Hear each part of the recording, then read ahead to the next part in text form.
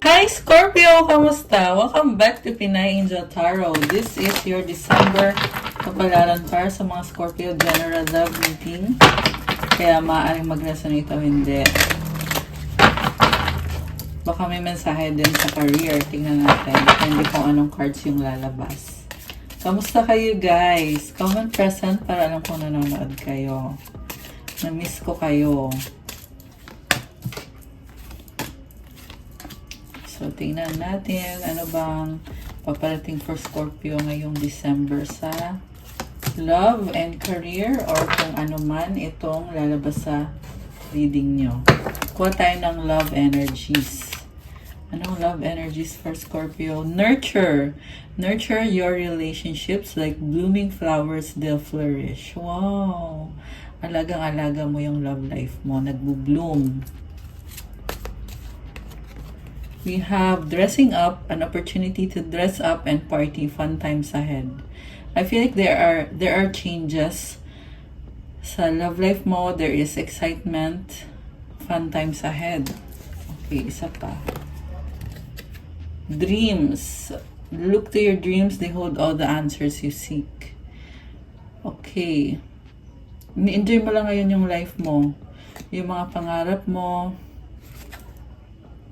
So, sabi dito yung mga katanungan mo daw ay masasagot ng kung ano yung pangarap mo talaga. Ibig sabihin, I feel like makukuha mo yung pinapangarap mo exactly kung ano yun. Unseen, love can be blind. Ensure you're not overlooking red flags. May fear na nasa-sense ko dito, kaya you are hiding yourself. Kasi takot kang masaktan, naging bulag ka ata sa pag-ibig. Kaya ngayon, maingat ka. Mukhang may trust issue dito, guys. So, wag lang masyadong, siguro sinasabi lang ng angels mo na tama naman na mag-ingat ka bago ka magtiwala, pero wag naman siguro yung sobra. I mean, pag masyadong walang trust, 'di ba? Nakaka-apekto din 'yan sa relationship. You have true love, a deep and enduring connection is going beyond superficial attraction. So, mga positive naman yung mga cards. Ay, nalaglag. Okay, these are your angel numbers. Sweet lang. Nalaglag. Yung nalaglag is 10-10 growth. Spiritual awareness is opening you to all that you are ready to see. Your destiny is being fulfilled. Keep your intentions pure with your eyes looking ahead, and you will continue to increase the growth that is here. Affirmation: the more I invest awareness in my growth, the closer I continuously become to the outcomes I am seeking. So, ang Scorpio ay talagang very spiritual at kapag daw ginagawa mo yung best mo para mag-grow ka, mas mabilis mong makukuha yung mga pinapangarap mo. You are going through spiritual awareness. Tinutulungan ka ng angels mo. Inuunti-unti ka lang daw nila. Kaya growth yan eh. Hindi yan isang bagsak. It's gradual na growth. Okay. Anything else? Angel numbers for Scorpio. Okay. Wow! 888 abundance! Blessings are here and more are on the way. Let yourself feel the abundant flow of prosperity that is all around you. As you stand in your highest self, you attract all that you once were seeking. Giving is always a doorway to success. Magbigay ka daw kasi yan daw yung paraan na nagiging successful ka. Comment claim abundance, guys. Comment 888. I love this. Ayan. And affirmation is the more good I do in the world, the more abundant my life grows. I radiate an energy of loving kindness. Nice. So, kapag gumagawa ka ng mabuti sa kapwa mo, the more din na nagiging masagana ang buhay mo. Ang ganda ng energy mo. You are radiating love and kindness. I love this, Scorpio. Comment nyo na dyan. Claim abundance, tsaka 888. Lagyan nyo ng heart. Isa pa, for Scorpio, isa pang message. 1313, clarity. As the storm passes, the clarity is felt faster than lightning is seen against a dark sky. The divine is reminding you that clarity is readily available. All you have to do is ask. You have weathered the storm and now the sky is clearing. Meron kang pinagdaanan dito na very emotional storm. Pero ngayon daw naaalis na yung storm na yan at nagiging clear na yung sky. Nagkakaroon ka ng clarity at realizations ngayon na sobrang bilis. Hilingin mo lang daw kasi ibibigay daw ni universe sa'yo, ibibigay ni God sa'yo yung clarity kapag kailangan mo. Affirmation mo is loving energy surrounds me and I trust that the clarity I feel is the answer I need.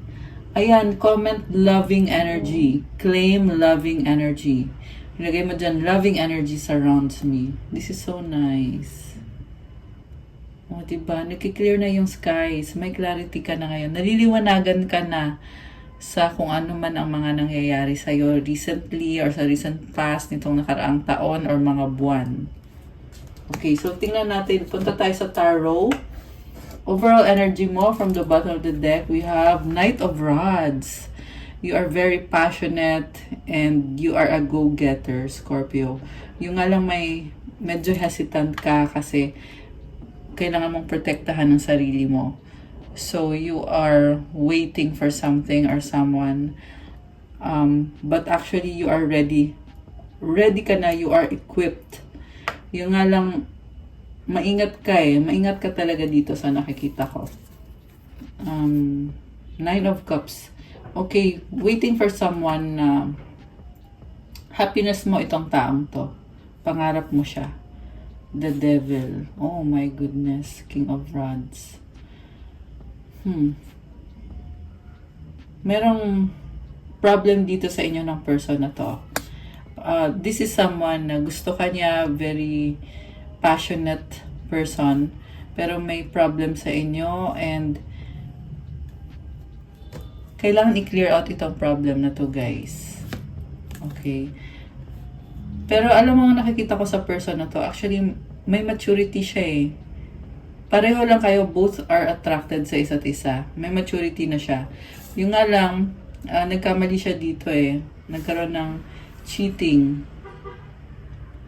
And both of you, sobrang kayong attracted sa isa't isa. Kung ano man tong pagkakamali ng taong to,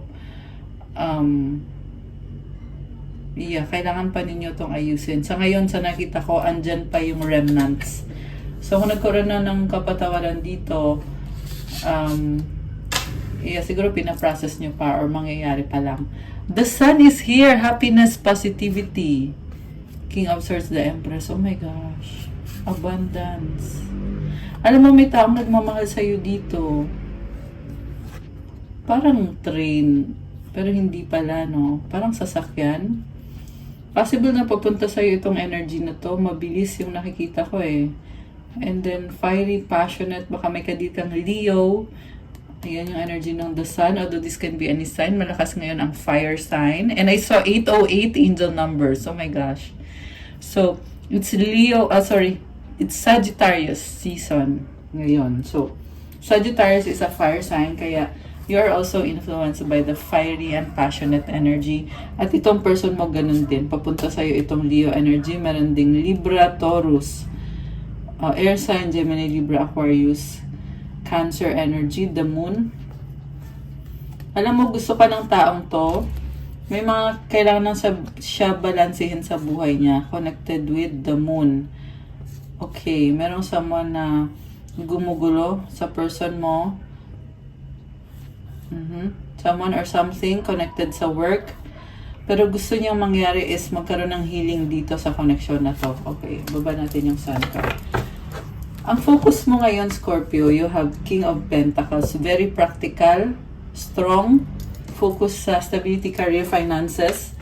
Mabagal yung movement dahil nga sa pinipili mong i-prioritize kung ano yung kailangan mong gawin. What crosses you is the Strength card. Alam mo, andyan ka para sa taong yan. Support mo siya and all.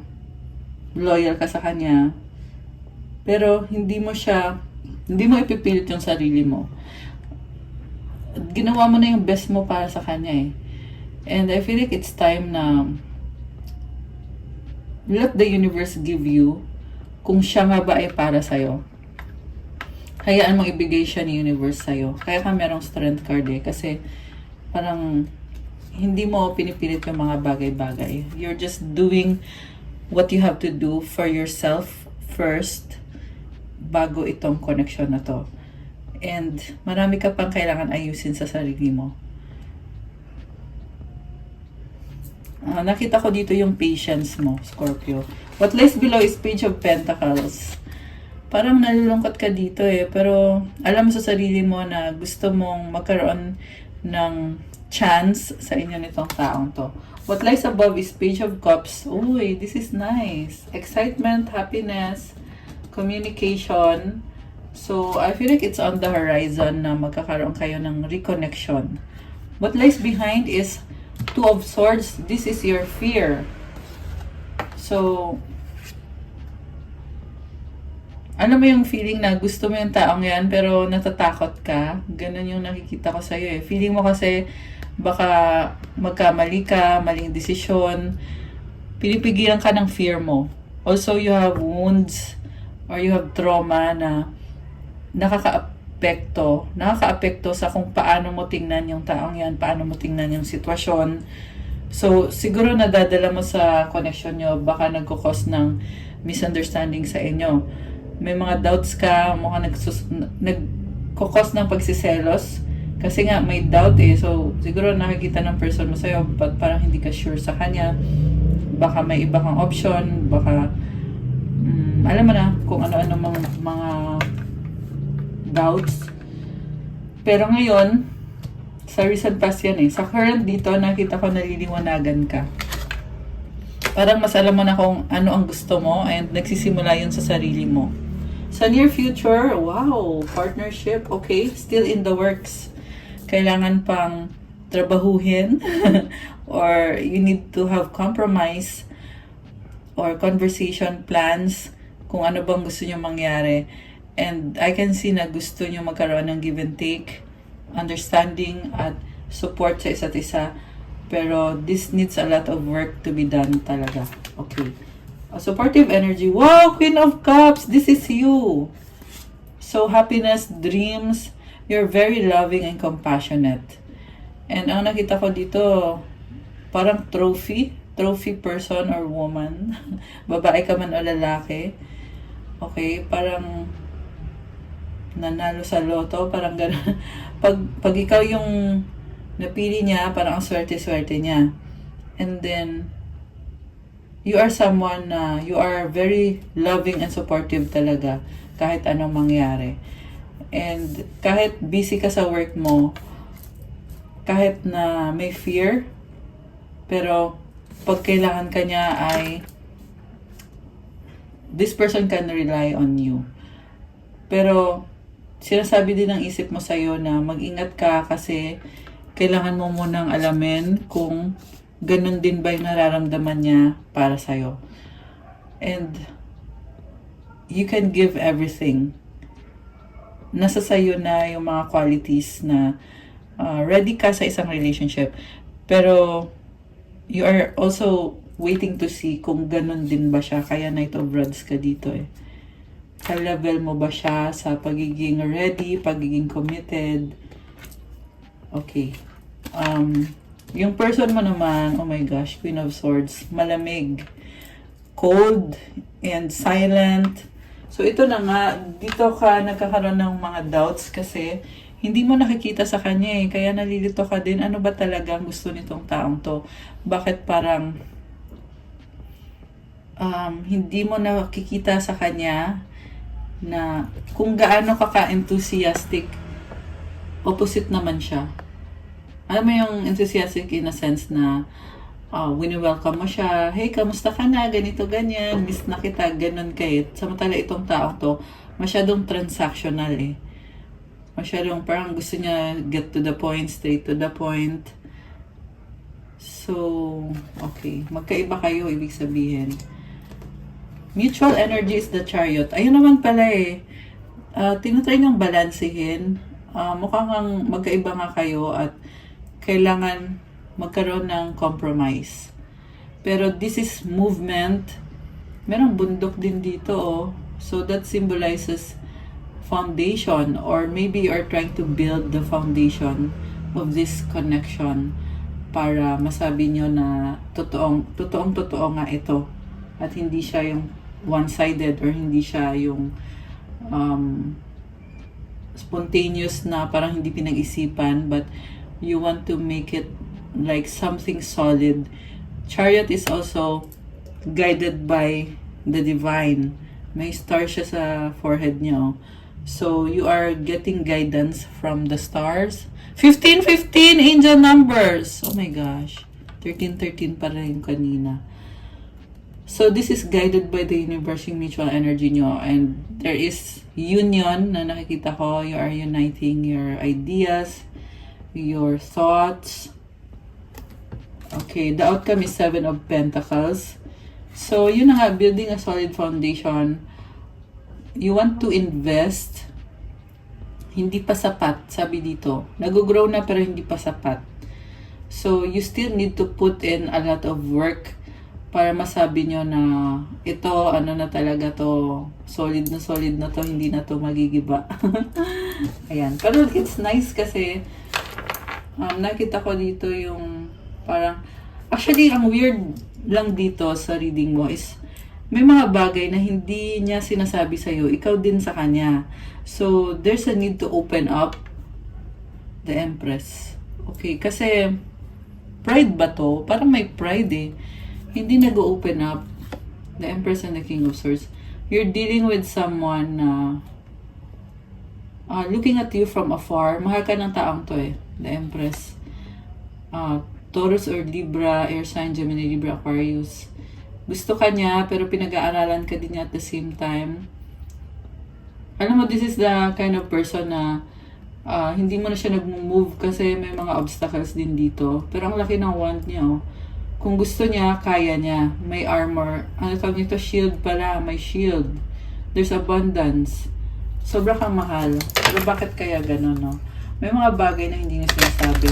Actually, gusto niya ng abundance eh. Kasi si Empress number 3. So, it's energy of creation. So, i-clarify natin na. Bakit ganon? Justice. Okay? Baka Libra yung kadil mo. Emperor. Oh my gosh! Guys! Divine Masculine is here. Mahal ka. Very nurturing. Oh my gosh. Swerte mo dito. Para kang, princess treatment. May mga flowers dito, oh. So, nakita ko, this is very nurturing energy. And justice is about balance, truth, fairness, equality. Wow. Grabe. So, yun na nga, you are building, especially on the practical sense. Siguro nagsishare kayo ng resources nyo or yun yung gusto nyo mangyari. So, nice. At, yes, mahal ka nitong taong to. 3 of Cups. May mga tao sa paligid niya. Okay? And may mga karmic connection na nakita ko dito, mga responsibilidad. 10 of Pentacles. Oh my gosh. So, ito yung niya, oh. Ito yung goal niya. Oh my gosh. Scorpio. May mga flowers, 6 of Cups. Alam mo, so meet mo tong taong to. Yung energy dito is ikaw yung home niya eh. Ikaw yung uuwian niya. And together you will bring financial blessings, abundance, prosperity. Ang ganda ng flowers. So, there may be distance kasi mukhang namimiss ka ng taong to. Yearning for you. Nanap-hanap ka niya. Hermit. Okay, may mga problem siya kaya kung nagkakaroon ng silent treatment, this is because hinihil niya yung sarili niya. 4 of Pentacles. Ayun, so nire-ready niya yung sarili niya eh. This is someone na minamahal yung sarili niya dahil gusto niyang i-pursue itong connection na to. 4 of Cups. Malungkot siya ngayon. May problems. Knight of Cups. Okay, romance. Waiting for the right time. The world. Six of Swords. Okay, may travel. So, oh my gosh. So, this is someone na may attraction sa'yo, magdadala ng peace and harmony. Okay. And then, gusto niya ng masaya, enjoyment. Alam mo, hindi niya kaya pag wala ka. King of Cups and the Five of Pentacles. Nagkaroon ng realization to eh. Mukhang nagkaroon kayo ng separation at dahil sa separation, saka lang din niya na-realize na kailangan ka niya or na-realize niya na pag wala ka, ibang-iba. Ibang-iba yung pakiramdam niya. At, okay, snow. Ang lamig masyado, malamig pag wala si Scorpio. Grabe! So, nasa contemplation mode siya, the Hanged Man, Ace of Rods. Grabe, sobrang attracted sa'yo. So, gusto niya ng new beginning, Judgment, Magician, the Moon. May na-manifest ka nitong taong to. Okay. So, yung manifestation niya is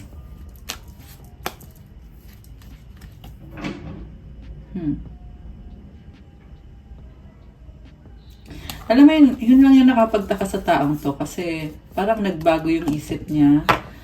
Nakita ko sa kanya, merong part of this person na sinasabi niya na 21, 21, and 22, 22. Tatlong 2. Grabe!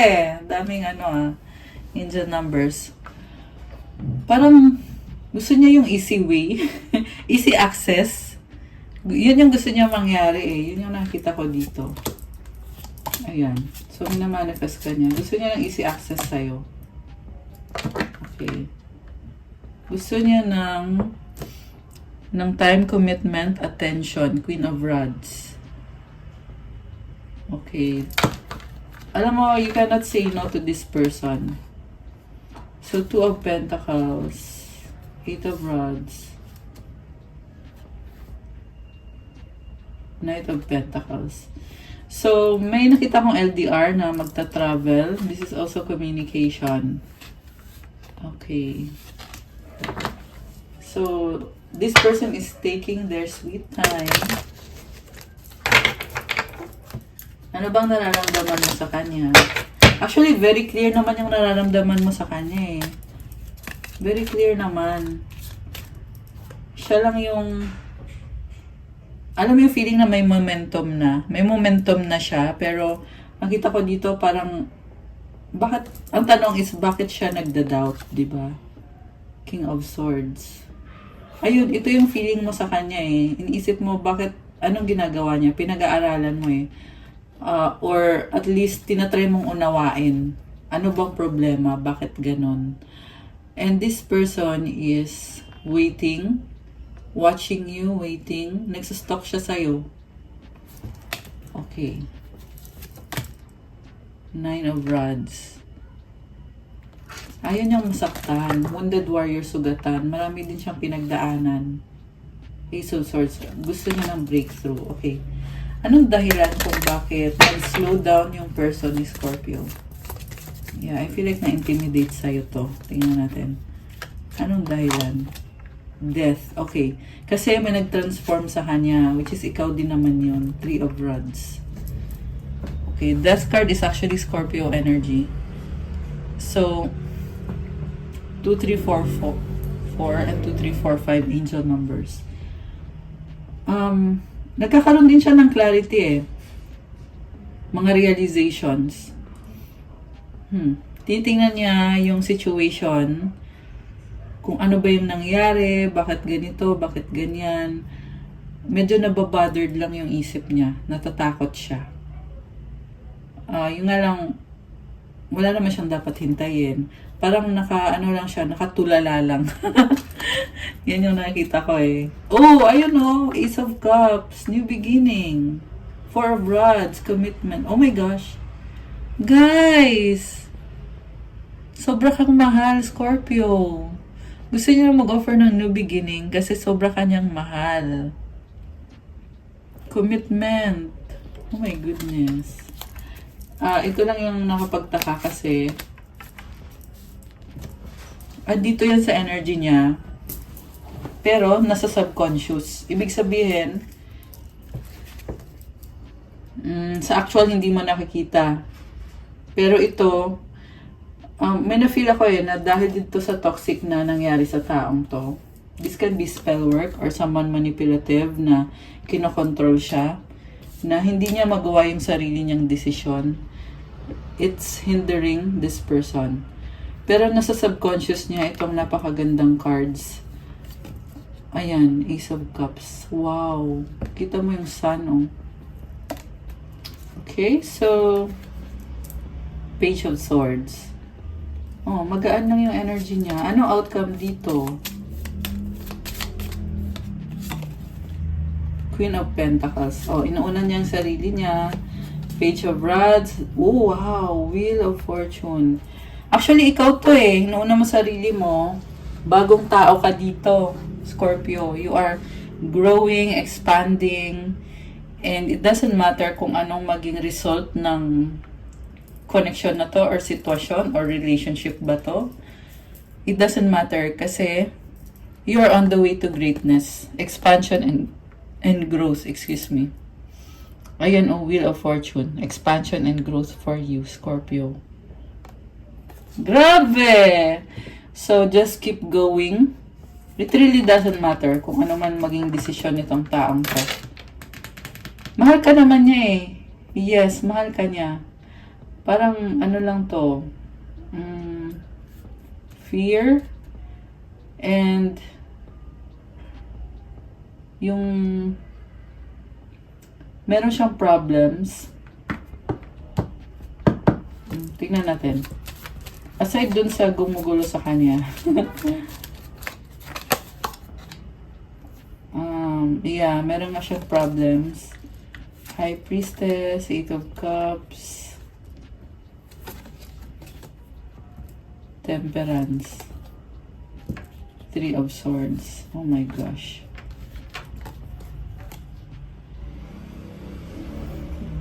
Una sa lahat yung problem niya is overthinker siya. Medyo sinasabotahe niya, self-sabotage. Pero alam mo, meron kasing nagbago dito Kaya lume-level up. So, yung nga lang yung weakness nitong taong to is mahilig siyang mag-isip pero yung sa action is wala. Mahilig siyang mag-isip. Pero sa in real life, wala siyang action na ginagawa. Ayan, so this is something na sa nakita ko problem. And then, tumalikod tong taong to for some reason. To heal. Yeah, possibly yung healing na ginagawa niya is ayaw kanyang madamay.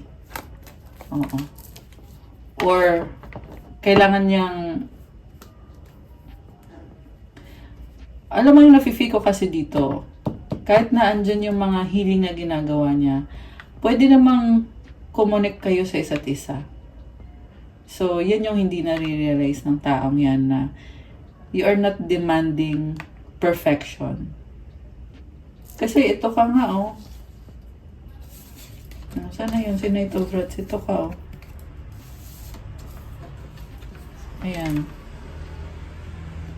Kaso lang sa kanya, feeling niya kasi ikaw yung ikaw yung trophy Hindi, ikaw to. Yung siya to, hindi to ikaw. Ito ka. Yeah, so I feel like gusto niyang patunayan sa'yo or ipakita sa'yo na deserve ka niya.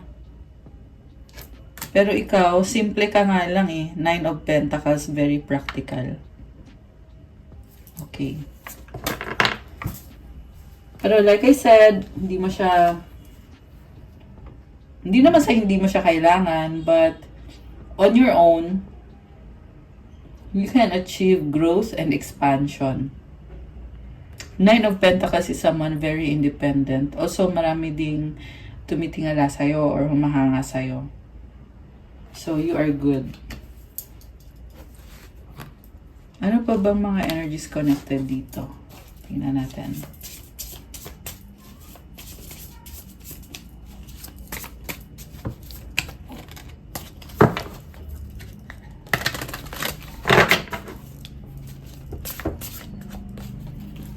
Distance, separation, space, blockage. Okay, so yun na nga.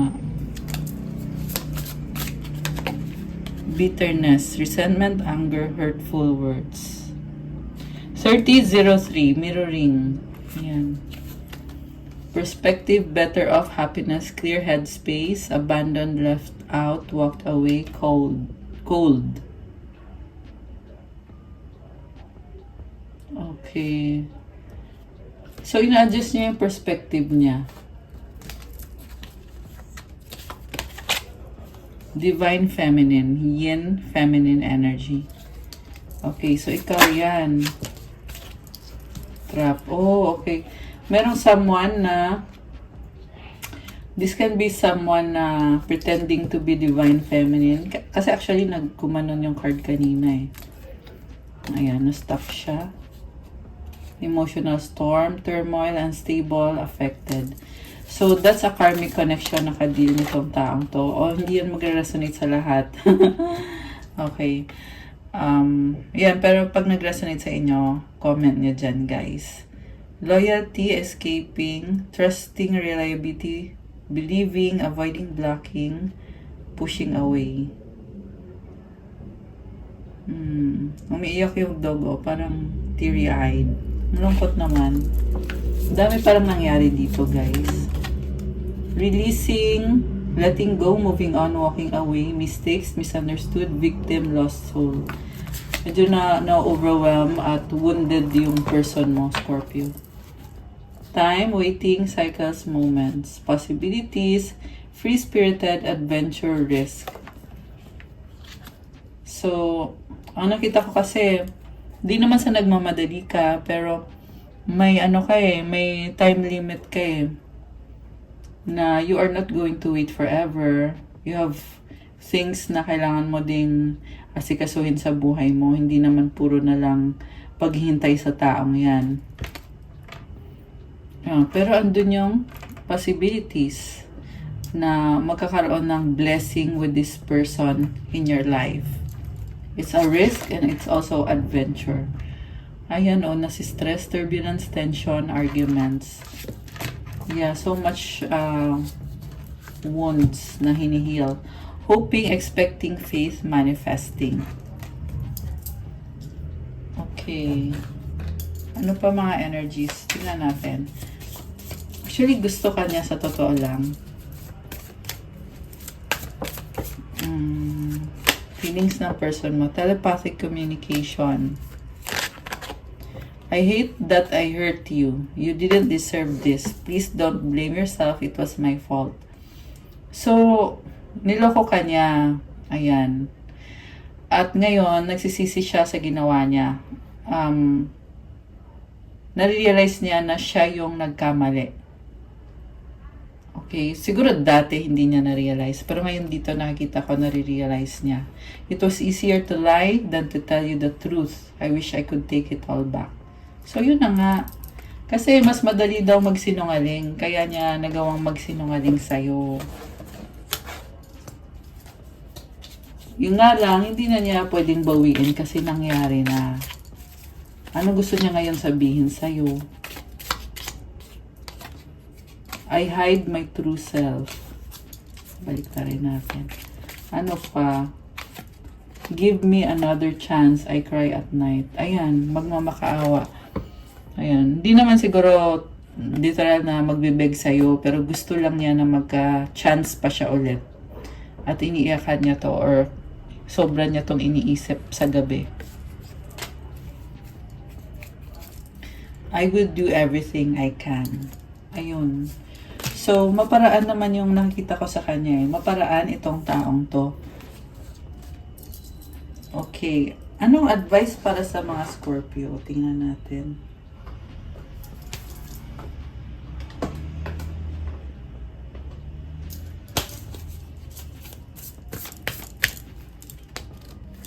Okay. Advice at self-care card.